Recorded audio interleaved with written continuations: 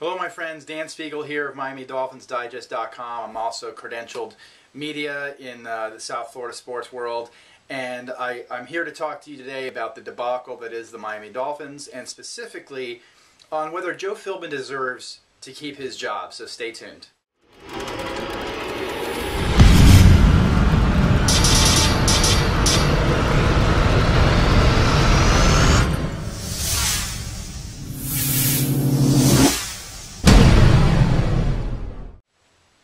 Well, my friends, it was a debacle of epic proportions, needing to beat either the Bills or the Jets in the final 2 weeks to get into the playoffs, and the Dolphins still couldn't get it done. 7 points scored in 8 quarters.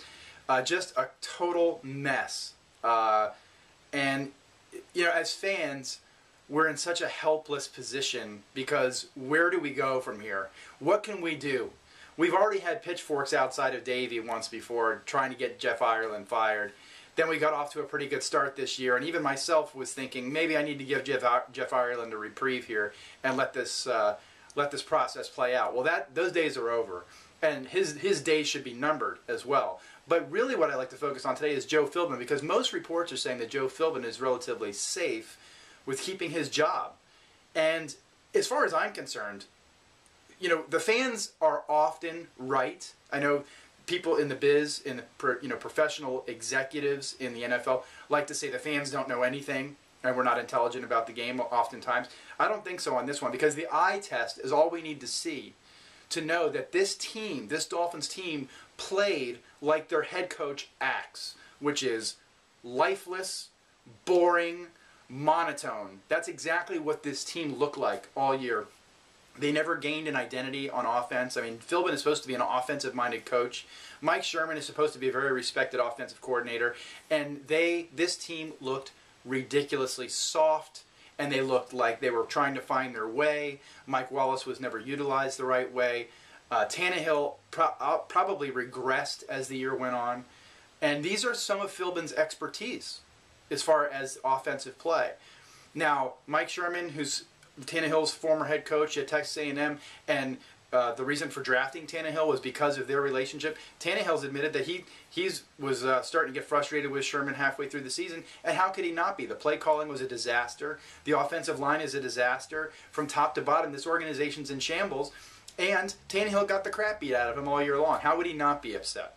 How would he not be upset? So as far as I'm concerned, Joe Philbin needs to be right on the chopping block with everybody else. And if Stephen Ross has any balls whatsoever, he will clean house completely. End of story. Use this council that he's appointed around him, the Curtis Martin, Dan Marino, Tony Dungy, and others. Get that council working for him. Hell, hire all of them to create a different culture for this team, because from top to bottom, unfortunately, Ross can't fire himself, right? Because we would all love that. But Ireland, all the way down, everybody needs to be fired, including the scouting, personnel, everybody. They all need to be fired, everybody, because we can't truly turn this organization around until there is total new blood here. And Joe Philbin is absolutely not the answer. I know he went through a lot of personal things with his son's death and everything before he came here, and of course we're all very sympathetic to that.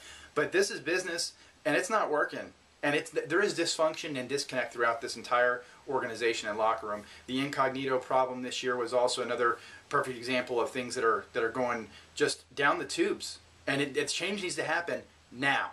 It needs to happen right now. Stephen Ross is going to be spinning his wheels and contemplating and all this other crap. Well, all these other organizations around the league are making their firings immediately because they want to get the jump start on their new hire.